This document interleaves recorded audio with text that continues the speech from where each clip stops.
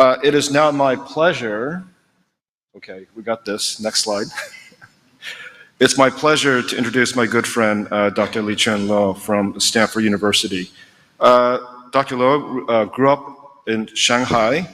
He received his bachelor's degree from the prestigious University of Science and Technology of China.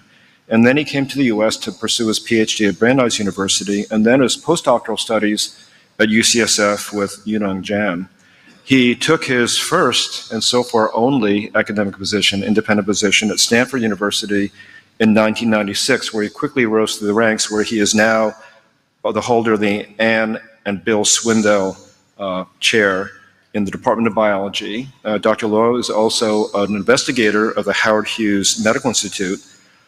Since the day he started, actually, and started coming on the scene, he's been a pioneer in deconstructing neural circuits, both in development as well as in the adult functioning organism.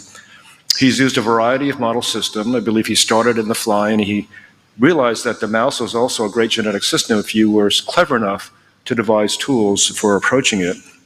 He has devised many innovative techniques, many very fancy and really cool genetic techniques for probing cells, things like cell specification, connectivity, and what have you, as well as other technical feats using other methods, including the use of optical and other tracing methods. Now, as someone who taught neurobiology for over 25 years to undergraduates, I always struggle to find what's just the right textbook to teach the students, to teach ourselves how the brain is constructed, how it works, as well as understanding the basic fundamentals of what it is. And somewhere along the way, Liqun, you decided to take on this crazy project of writing a new textbook that was entitled Principles of Neurobiology. I think it's in the second edition now. And the title is really, it sums it up. In addition to giving students and all of us a great reference for how the brain is constructed, how it works, it really pulled together the principles that one really can derive from all these examples for how the brain has evolved over multiple systems and how experimentalists approach these really wonderful problems. So it's really been a great asset to the community, on top of, and in addition to the great work he does in the lab with his students and postdocs. Not too surprisingly, Dr. Luo has been the recipient of many well-deserved awards. He's also an elected member of the National Academy of Sciences, as well as the American Academy of Arts and Sciences. So without further ado, I'll turn it over to give you a very exciting talk on deconstructing the serotonin system in the mouse brain. Liqun.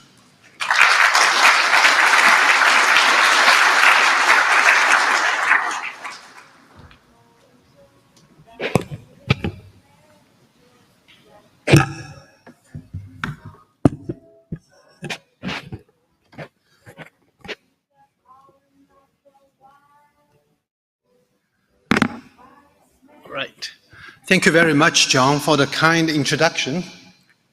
It's my honor to give the first talk of the 10th Brain Initiative Conference. What a great 10 years of neuroscience. I would like to begin by thanking NIH and the Brain Initiative for supporting the work of many of the people in the audience. The Brain Initiative really has transformed the landscape of neuroscience in the past decade. In our lab, we study how neural circuits are assembled during development and how their architecture enable them to perform specific functions.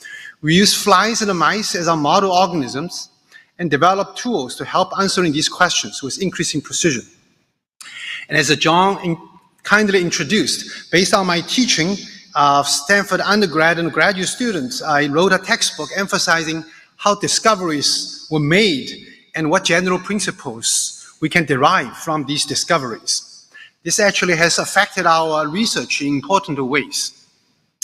Indeed, the research topic today, which spans these two parts, was initiated in my lab when I worked on the brain disorder chapter for the first edition of the textbook in 2012.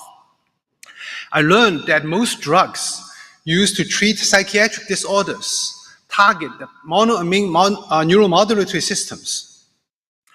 The three monoamine systems in mammals share similar properties in their growth organization.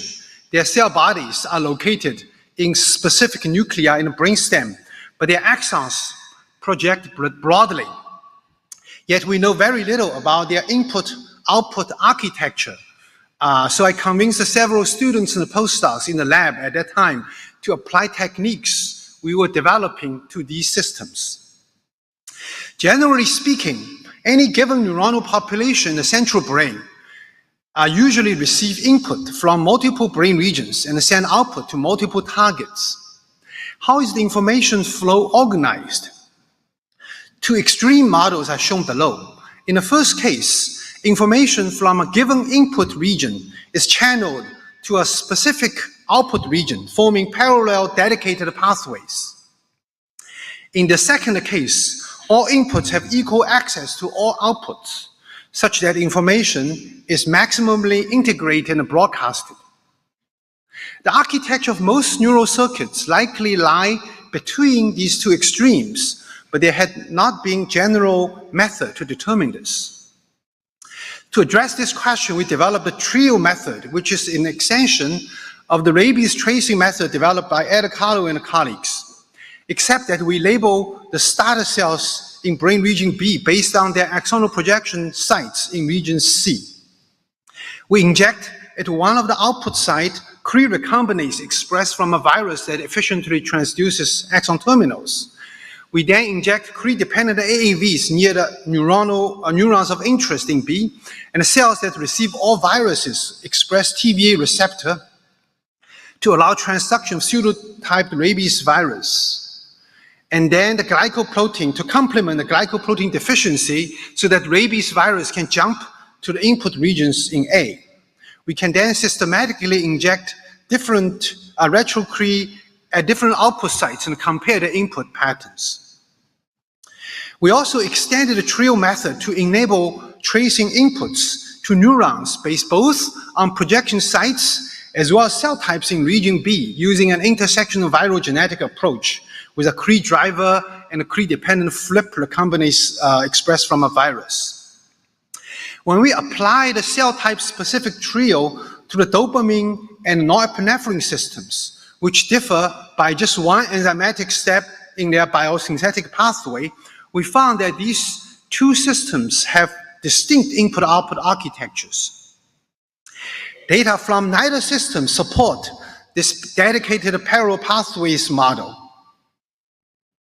Instead, dopamine neurons appear to employ an overall circuit architecture that can be approximated as biased input and segregated output. These parallel circuits may contribute to distinct functions carried by different subsystems of dopamine. To the first approximation, norepinephrine neurons resemble the maximum integration in a broadcast model, which suits their physiological response physiological functions of coordinating the entire brain state, such as sleep and arousal. How about the serotonin system, the topic of today's talk? Here's a summary of the whole brain input map to dorsal raphe or DR serotonin neurons using rabies tracing techniques, a study led by former PhD student Brady Weisbord. Below is a horizontal section cut across around this region, showing the input neurons to DR serotonin neurons. As is evident, DR serotonin neurons receive input from diverse yet specific regions of the brain. For example, cortical inputs are highly concentrated in the frontal cortex.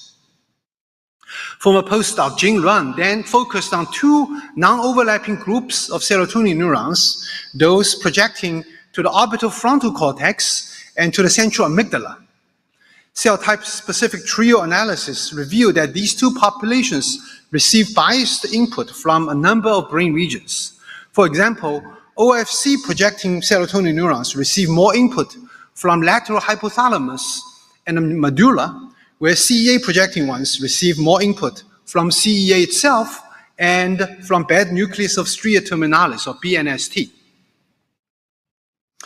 Further studies reveal that these two populations have largely non-overlapping axonal characterization patterns, exhibit physiological responsive properties that are different from each other. Both are activated by reward, but CEA projecting ones are also activated by punishment, whereas frontal cortex projecting ones are inhibited by punishment.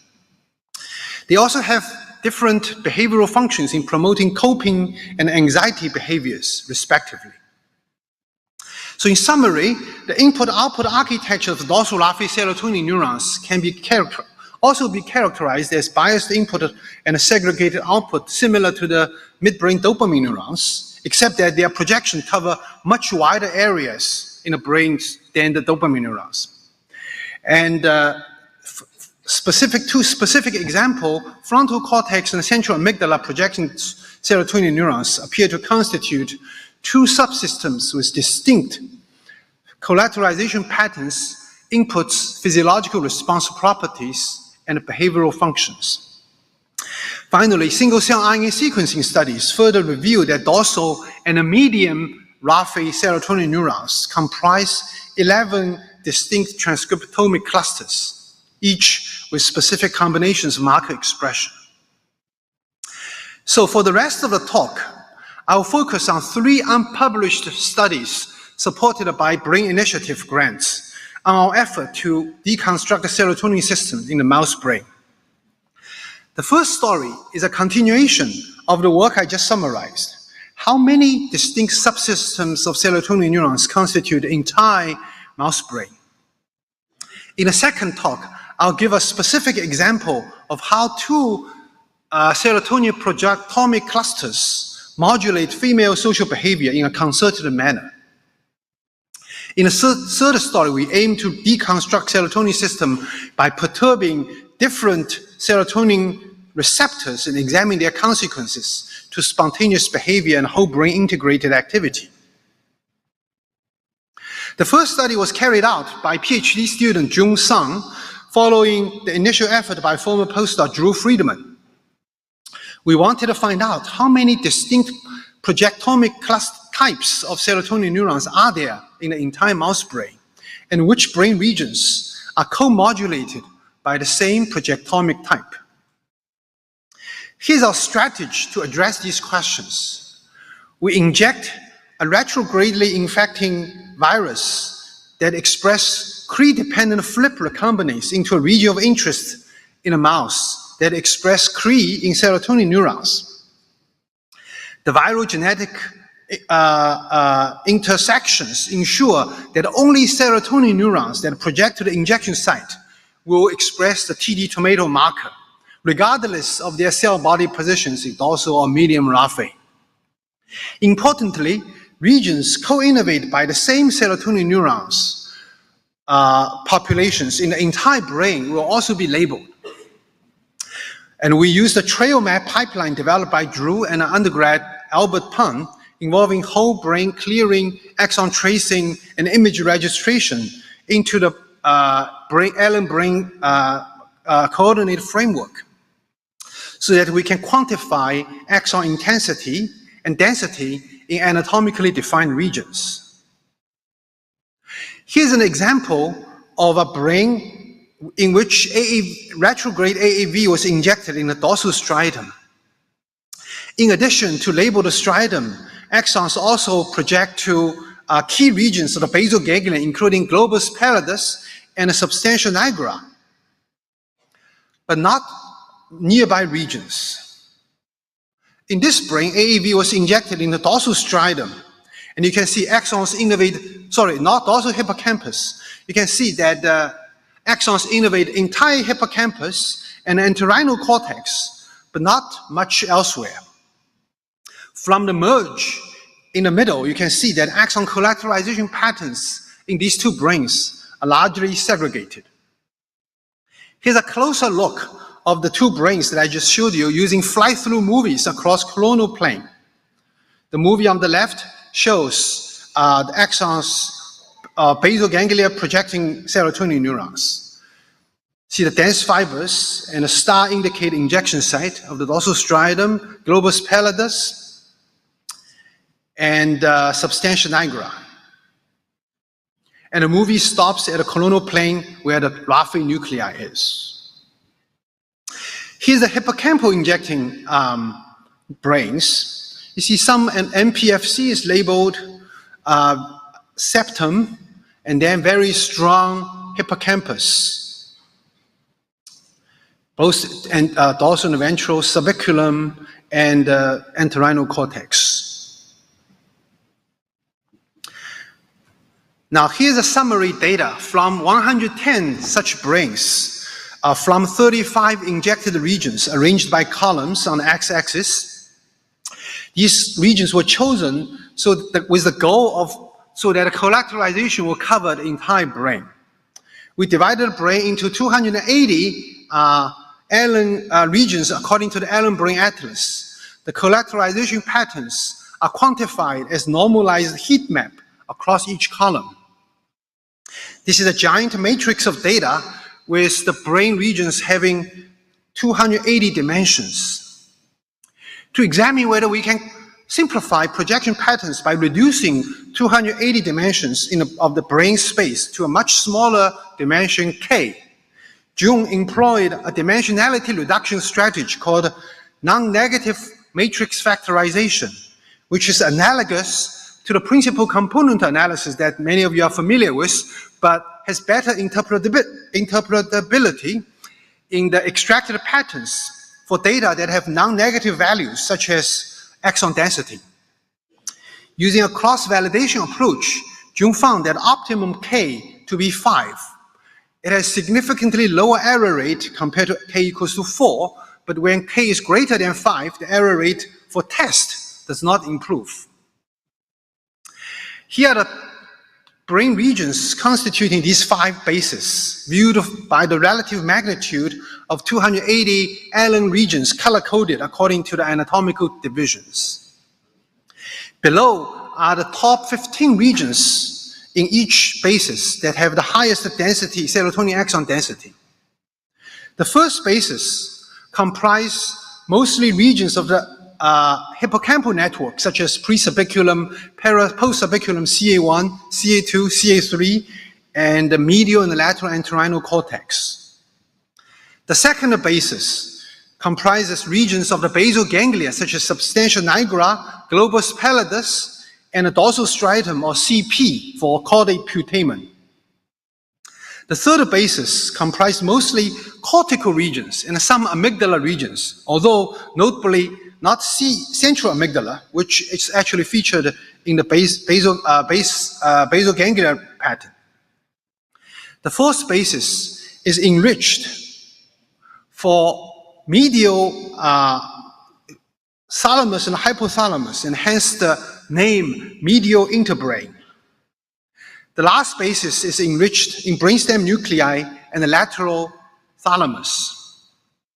While these analyses are based on axon density, a parallel analysis using axon quantity yielded similar results, albeit with the rank order within each basis shifted.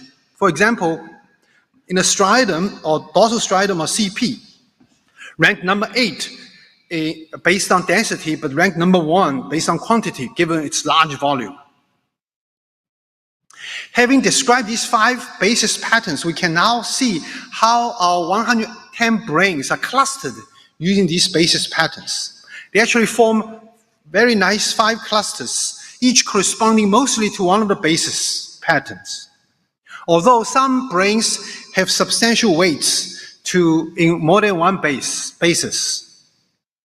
To validate in the clustering results, we quantify similarities between these 110 brains shown in this matrix.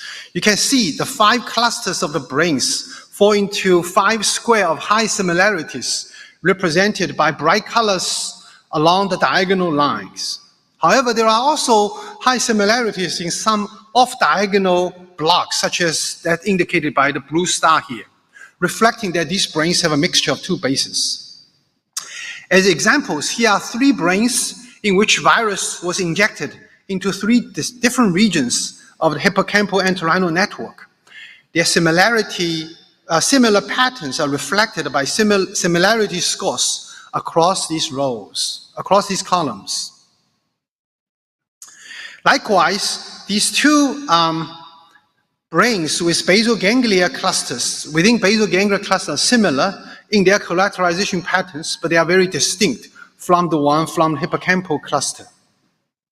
June quantified the similarity between different brains in which AAV retro was injected in the same region, or different regions but the same cluster, or different regions belonging to different clusters. We see that the similarity did not differ in the first two categories, supporting the collateralization patterns, but are greater than the similarities in the third category between different clusters, supporting the clustering results. Same is true for most other clusters, except in the cortex, where the same region similarity is significantly greater than same cluster similarity, suggesting that the cortex cluster may be further subdivided into subpatterns. Consistent with representing 5 distinct populations of serotonin neurons, the 5 serotonergic projection clusters also have characteristic cell body positions. For example, the cortex projecting ones are distributed in both dorsal and medium raphe. The basal ganglia projecting neurons are preferentially located in dorsal raphe, and the medial interbrain projecting ones are enriched in medium raphe. June trained a classifier to predict projectomic clusters based on their cell body positions in the raphe, and the accuracy reaches 84%, much higher than the chance level of 20%. So in summary, serotonin neuron projection patterns across mouse brain can be classified into 5 clusters, mostly corresponding to one projection basis. Some clusters comprise brain regions that are traditionally thought to belong to the same circuit, such as basal ganglia and hippocampal circuits. Other clusters reveal unexpected association and dissociation between different brain regions. For example, the medial interbrain cluster group medial thalamus and hypothalamus together for co-modulation. Interestingly, the VTA and the nucleus accumbens projecting serotonin neurons, rather than grouping with the substantia nigra and the dorsal striatum, share more similarities with the medial interbrain group, highlighting distinct functions of the dorsal and ventral striatum. Central amygdala and the basolanteral amygdala belong to different clusters. And the bad nucleus of stria terminalis of BNST, which is traditionally thought to be more closely associated with central amygdala, actually belong to the basolateral amygdala and the cortex cluster. Overall, the study reveals how the brain is organized from the perspective of serotonin modulation. That is, which brain regions are co-modulated by the same serotonin population. It provides an anatomical foundation for dissecting the physiological and functional properties of serotonin neurons in the mammalian brain. In fact, in the next story, I'll give you a specific example.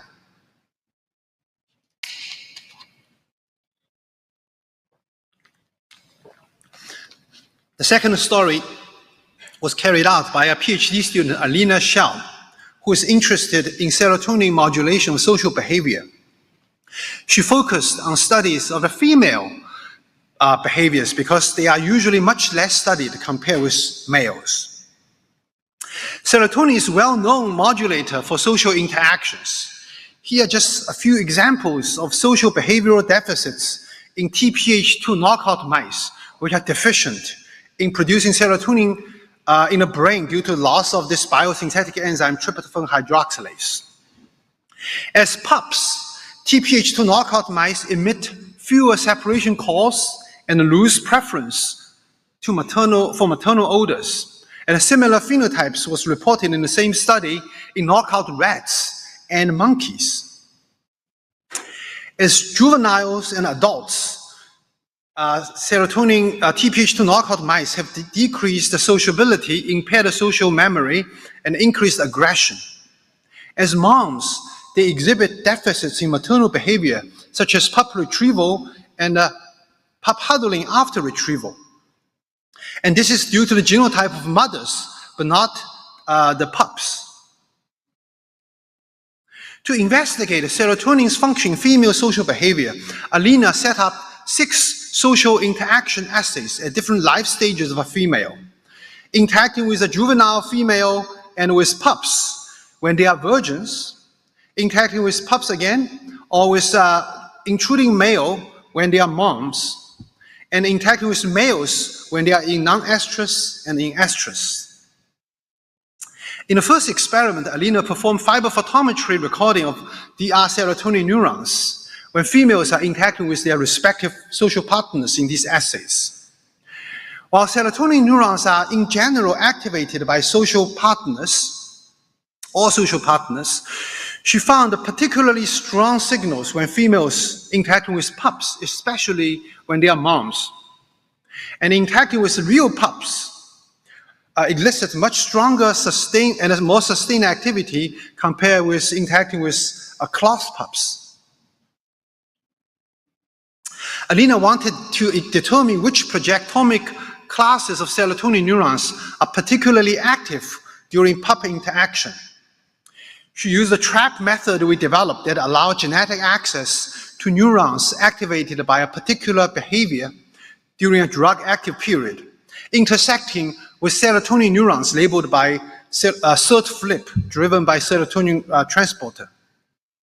By injecting drug 4-hydroxytamoxifen during the pup interaction period, she could preferentially label serotonin neurons that are activated by pup interactions, and then trace their whole brain projection patterns using the method that I discussed in the first story.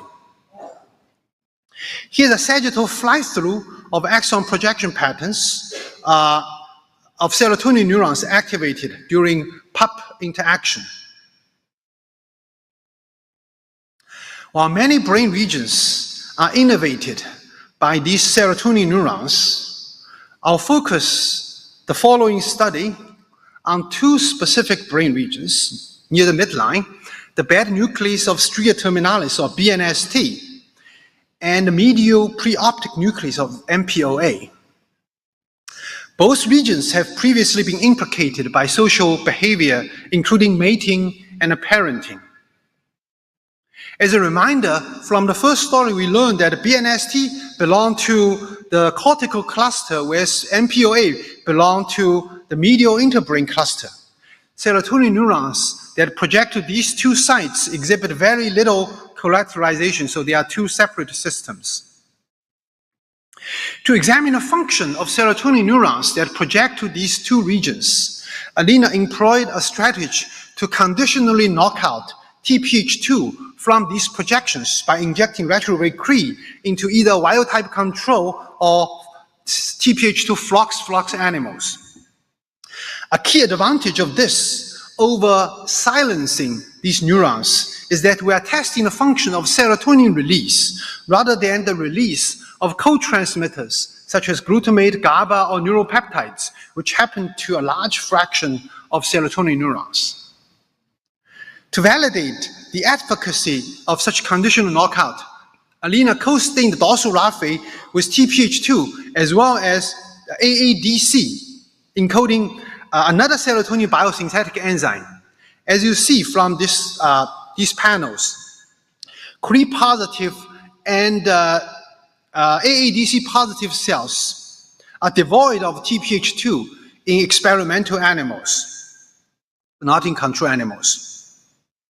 Quantification revealed almost complete lack of triple positive cells among AADC and Cree positive, double positive cells, compared to the very high percentage in control. The reason why the control is not 100% is because AADC is also used in dopamine neurons that are also present in dorsal raphe. We can also use serotonin staining to validate TPH2 knockout. Control BNST and MPOA, magnified here, show robust serotonin staining. When we deplete TPH2 from MPOA projecting serotonin neurons, we see a selective reduction of serotonin in MPOA, but not in BNST. Now, what happens if we delete TPH2 from MPOA and BNST projecting neurons? Before presenting the data, I would like to show you videos of maternal behavior. The movies are sped up 20x so that you can see a larger period of time. In the first movie, it's a controlled dam. If we take the pups away from the nest, you see that they efficiently retrieve them so fast in this 20x that you barely see the pups. And then spend a lot of time in the nest, sniffing and grooming the pups. And occasionally venture out to take more nesting materials and more sniffing and grooming.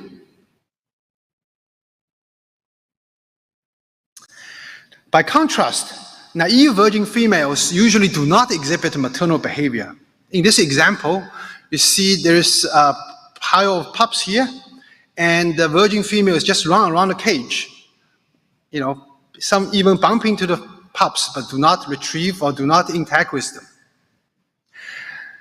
This may be ethologically appropriate, as caring for pups is time and energy consuming. Given that these are not their own pups, virgin females would rather use the time and energy to seek food or mating partners to propagate their own genomes. Let's take a look at the consequence of deleting TPH2 from MPOA projecting serotonin neurons. As virgins, there is little difference between the experimental and the control groups, in all assays, including time spent with pups, sniffing the grooming pups, or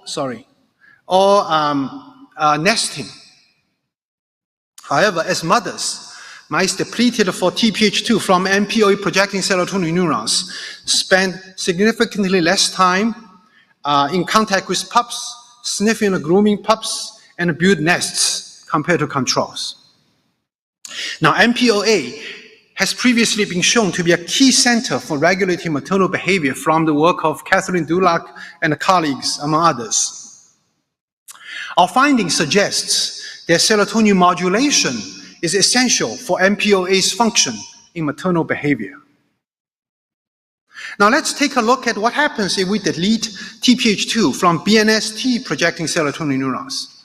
Surprisingly, in virgin mice depleted for serotonin release in BNST exhibit significantly more maternal behavior based on all three assays.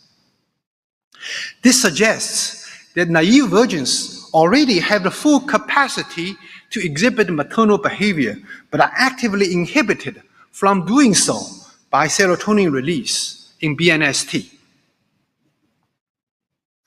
As mothers, mice with TPH2 deleted from BNST projecting serotonin neurons showed no difference compared to controls, probably because their maternal behavior already reached the ceiling when they were still virgins. So in summary, BNST projecting serotonin neurons inhibit pup interaction in virgins, whereas MPOA projecting serotonin neurons promote pup interaction in dams. The concerted actions of distinct populations of serotonin neurons enable female mice to exhibit behaviors appropriate for their life stages.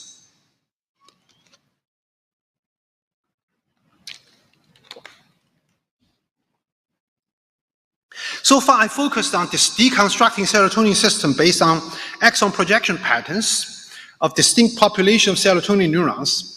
And I also gave an example of how two distinct serotonin populations coordinately regulate females' interaction with pups. Serotonin exerts its effect by acting on over a dozen serotonin receptors that are expressed in specific cell types across brain regions. An orthogonal way of deconstructing the serotonin systems to examine the receptor axis using the rich knowledge of serotonin receptor pharmacology. In the final story, I'll present an ongoing study using this approach. As you'll see, in the process, we also developed an analysis pipeline linking behavior and a whole brain force map that may be of general interest.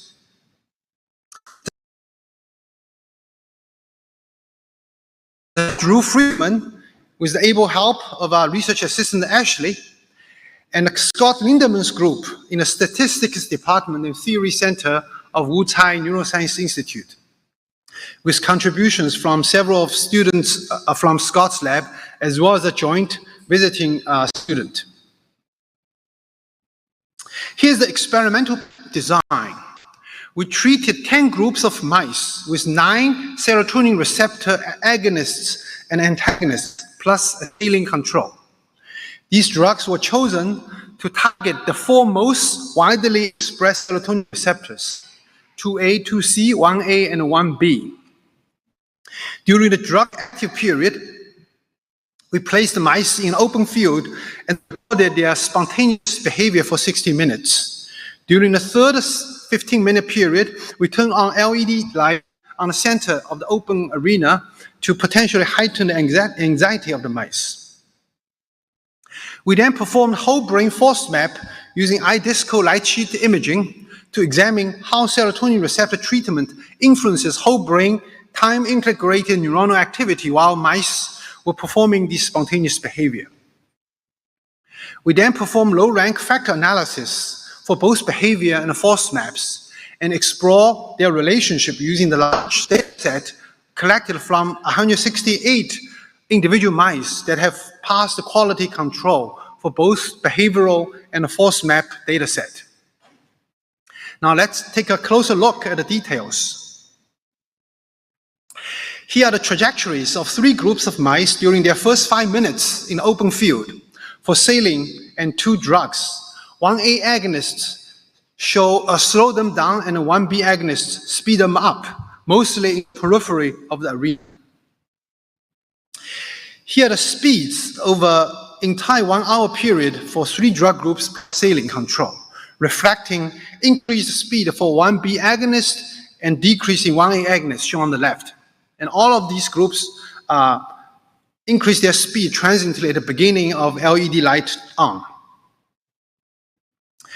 We employed a MOSEQ-based unsupervised behavioral clustering developed by Bob Data and colleagues. Hierarchical clustering based on MOSEQ syllables produce clusters that match with independently human annotations of these syllables as rear, pause, groom, and walk/run. The graph below shows a heat map of their usage by these 168 mice arranged according to drug group. You see that 1A agonist mice exhibit more pausing and 1B agonist mice more running. Among many other features we learned from this data set, I just want to highlight here one observation: the similarity between 2A antagonists and 1A agonists in their enrichment of specific syllables within the rear, pause, and walk groups. To examine the effect of drugs on whole brain integrated activity, we stained for immediate early gene product force, performed tissue clearing, light sheet imaging, and image registration similar to what I described to you in the first part of my talk. Here's a raw image of a horizontal slab, a high magnification view of the cortical regions, and trail map extraction of the nuclei. On average, we obtain 7.3 million false positive cells per brain, each with continuous intensity values. Here's an example coronal slab showing false intensity changes of 9 drugs compared to saline. Red indicates activity above saline control and blue below. Among the rich information, I'd like to highlight a few points. For instance, serotonin receptor 2A agonists and antagonists show inverse effects on the cortex. Indeed, among all receptors, 2A has the highest expression in cortex, and these cortical neurons are presumably active during spontaneous behavior, accounting for their modulation by both agonists and antagonists in opposing manner. Of all drugs, 1B agonist has the strongest effect in promoting force intensity in the striatum, which may contribute to increased locomotion, a speed of 1B treated mice that I showed you earlier. Note also the similarities between 2A antagonists and 1A agonists in BNST, shown by these arrowheads. Indeed, we find similar changes of force intensity for these two drugs in many brain regions, which might account for their similarity in mosaic syllable use I showed you earlier. Here's a fly-through movie of the effect of these 9 drugs compared to saline from rostral to caudal. There is a lot of rich data here and a good resource for the community interested in serotonin function and effect of serotonin receptor agonists and antagonists on brain activity. I'd like to highlight 2 more specific findings. The prefrontal cortex are strongly innervated by Raphe serotonin neurons and in turn provides strong monosynaptic input back to Raphe serotonin neurons, as I showed you in the introduction. The medium prefrontal cortex is traditionally divided into prelimbic and infralimbic cortex, or PL and IL. Interestingly, while 1B agonists decrease force levels in both regions, 1A agonists decrease force in PL and increase in IL, and the mixture of 2A and C agonists does the opposite. Therefore, serotonin modulates prefrontal cortex activity through multiple receptors with exquisite regional specificity in both magnitude and direction.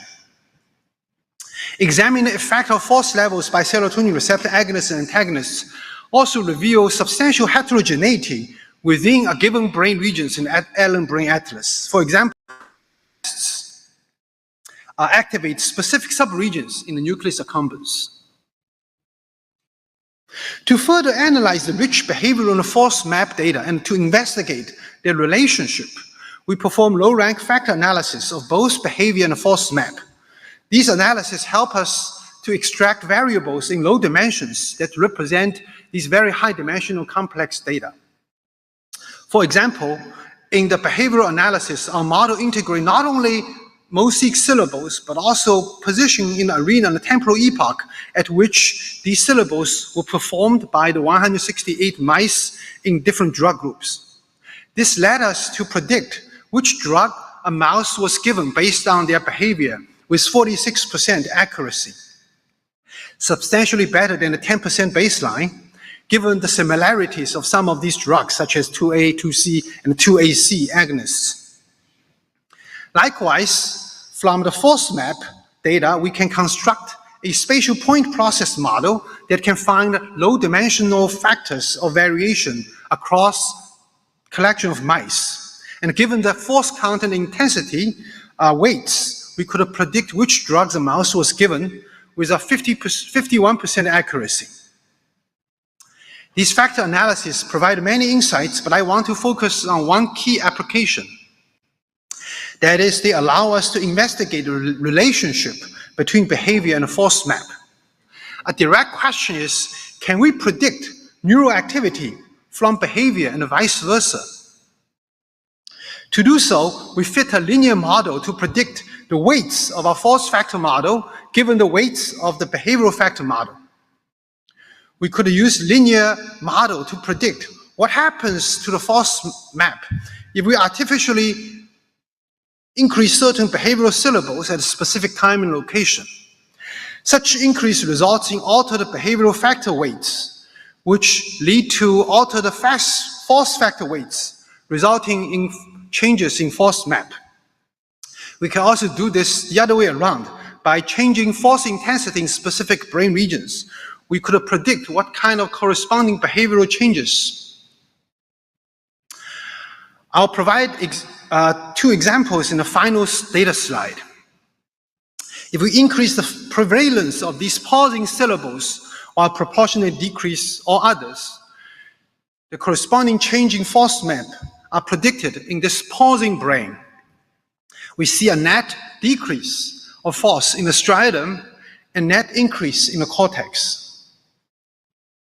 These are the changes of force maps if we're increasing reading, grooming, or locomotion syllables. Note that a strong activation of somatosensory cortex in the grooming brain, which makes sense given the grooming stimulate the somatosensory cortex. And also the opposite changes in pausing and the locomotion, specifically increased intensity of force in the striatum. Conversely, if we artificially increase force intensity in the striatum, dorsal striatum, we can see the consequence of behavior, an increase in locomotion and decrease in pausing and grooming. We are still in the midst of fine-tuning this analysis, but I want to share with you the exciting prospect of using neural and behavioral models to generate hypotheses of how perturbation of one modality will manifest in the other.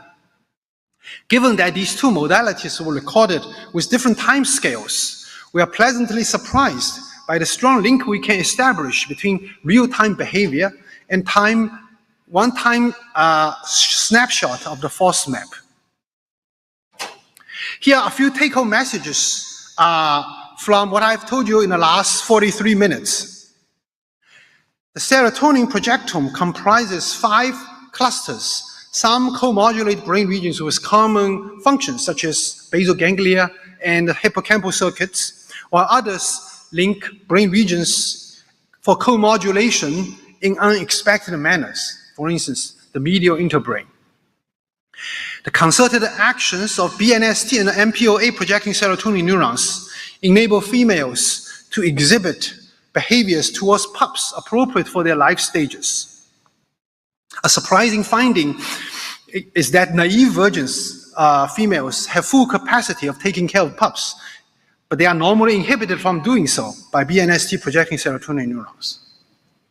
Finally, comprehensive investigations of the effects of serotonin receptors, agonists and antagonists on spontaneous behavior and whole brain force map enable joint neurobehavioral modeling and prediction. I'd like to thank people in the lab and collaborators who have contributed to the 3 stories I spoke about. I'd like to especially thank NIH Brain Initiative for funding these projects. Without support from Brain Initiative, none of this is possible. So I hope all of us can write to our congressional representatives to demand their continual support for this important effort. And I'll be happy to take any questions. Thank you.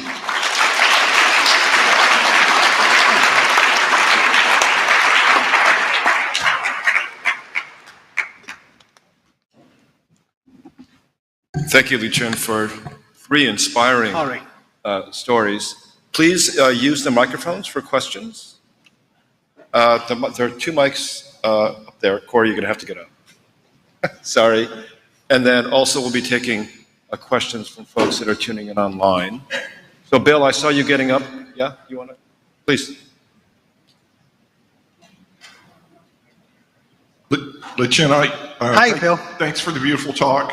I was wondering in that last result where you're going between the FOS and the behavior, what were the serotonin stimulation conditions there? Oh, we included all of them. All of them? All of them. Okay, that's what I... Yeah, so serotonin essentially probably expanded both the behavioral space and the brain space so that there is more variations to correlate. So and you haven't had a chance yet to look at individual clusters and how they contribute to this? Or do you think we have not looked at them yet. Because each of the serotonin drug treatment is a smaller subset, so making this a little harder. Yeah, thank you. Thank you very much for the beautiful talk. Regarding your first story, do you think there is a limitation to pooling activity or the connectivity within brain regions? Maybe, in principle, you have data with voxel precision resolutions. Does it make sense to break down individual brain regions? Even smaller than 280? Yes. Possible, but you can see that, in fact, our density map, the analysis are all based on 280 density maps, but I can imagine that some of the regions, like what I showed you in the third story, Allen regions can be subdivided, and indeed, for instance, for basal ganglia, we already know the subdivision, even though we treat dorsal striatum, pallidum, and substantia nigra in 3 regions. When we further analyze subpatterns, we can actually see 3 subpatterns within dorsal striatum, that project specific subpatterns within the pallidum and also correspond to specific subregions within the substantia nigra. So yeah, but by subdividing them too thin, then we probably need a lot more data. So 280 is sort of a sweet spot. Thank you. Yeah. Thanks, Liqun. Were you pleased or discouraged with the 50% correlation between FOSS and behavior? 50% correlation between FOSS and behavior. No, actually, I never said that. The 50% is we can predict drugs based on FOSS alone or based on behavior alone. Do you think that's low or high? It depends on, in the eye of beholders. So these drugs are actually very similar to each other. So there are other people, like Bob Dart had a paper on predicting behavior with much higher accuracy because they are using drugs that are treating different subsystems, serotonin, dopamine, other things.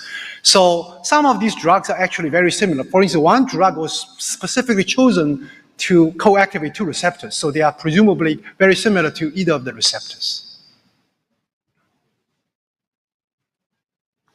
Yes? So the serotonin system has been so elusive compared to dopamine and norepinephrine, so this is really terrific.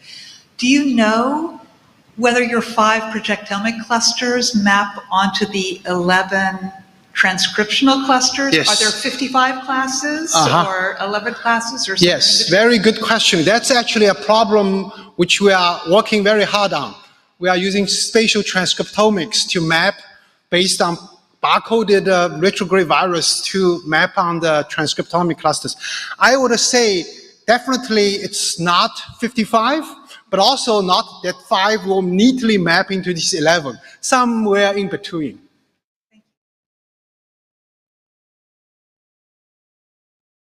Yes.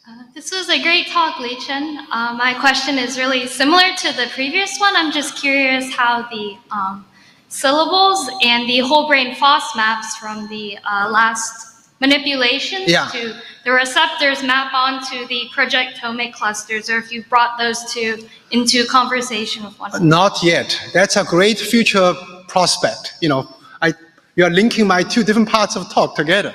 Yes. Beautiful talk, thank you. Thank you. In this inhibitory versus or inhibiting the maternal behavior versus promoting the maternal behavior for these 2 clusters of serotonergic innervation, do you think this difference is based on receptor types involved, or is it a more complex circuitry? Yeah, so there potentially can be many possibilities. One is they release more serotonin, or the other is they have more axonal fibers, like remodeling. You could have very fast, rapid, in mothers, they may have more growth branches. Could also be receptors. We are currently testing a bunch of experiments. Some very preliminary data suggest that serotonin release definitely is differentially, regulated. We use serotonin sensors to record in MPOA, for instance, in mothers and in virgins. And in mother, serotonin sensor release record much higher activity compared to virgins. Thank you. Hi. Yes. In your second story, did you look and see if the same population of neurons are inhibited in males? No, we have not. Alina focused so much on females because, she said 90% of the studies are done in female. She wants to change the equation.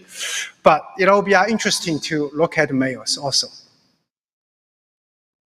Yeah. Hi, thank you for your talk. I wondered if you've looked not only at mature animals, but at immature animals with the various agonists and antagonists, given the role of serotonin in brainstem breathing control and the role in SIDS. Is that something that's planned?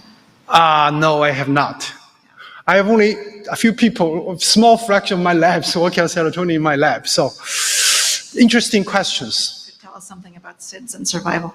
Yes. Liqun, beautiful talk. Yeah. So just curious about the first story. Yeah. Are these 5 distinct projection map clusters determined during the development or by later pruning? Oh, I don't know, because we are only looking at adults, so I don't know.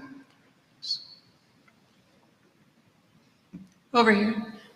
Yeah. Hi, beautiful talk. I was just thinking towards the next decade, I was wondering what you think the potentials or barriers are of being able to pool this kind of data across multiple different labs studying different systems to sort of get that N of mice up to the level where we might be able to get another order of magnitude of insight. Yes. So I hope I, suggested, some of those analysis, our data acquisition and analysis pipelines can be applied to much more than the serotonin systems. Yes, exactly. And even within serotonin system, there is a lot of things to do. For instance, one of the applications of this dissecting serotonin into subsystems for different functions is that, a lot of the drug treatment of modulating serotonin, usually SSRI, etc., modulate the entire serotonin systems. We can clearly see different subsystems have distinct functions. If we can target specific subsystems, then it's possible that we might treat the disease better without side effect, or with reduce the side effect. I could rephrase the question a little bit. I guess I was thinking within serotonin and beyond, because these methods, the behavioral and the FOSS methods, are both so very general.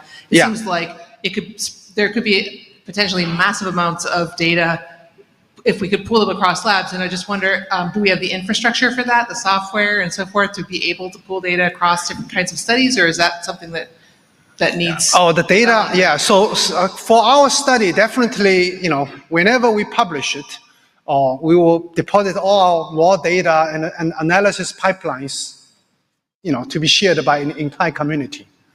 But probably there are, further ways of improving, and also for collecting data, coordinate.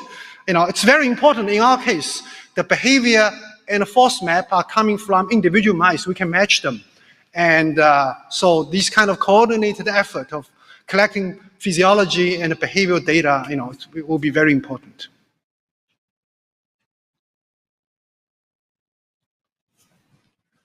See, one more person up here, and I don't know if we have any questions coming in online. Do we? Brian? No, not so far. Okay, please. Hi, does the addition of serotonin reverse the genetic phenotype in the BNST knockout? That's a great question. Alina is trying to do that. Because as one of the caveats of the experiment is that even though we are knocking out serotonin release from BNST, I just showed you in the first part, BNST projecting serotonin neurons collateralize with other places. We have never proven that it's the BNST release that's important. We are trying multiple experiments to test that. Adding serotonin in vivo, perfusing serotonin into BNST is one of them. Thank you.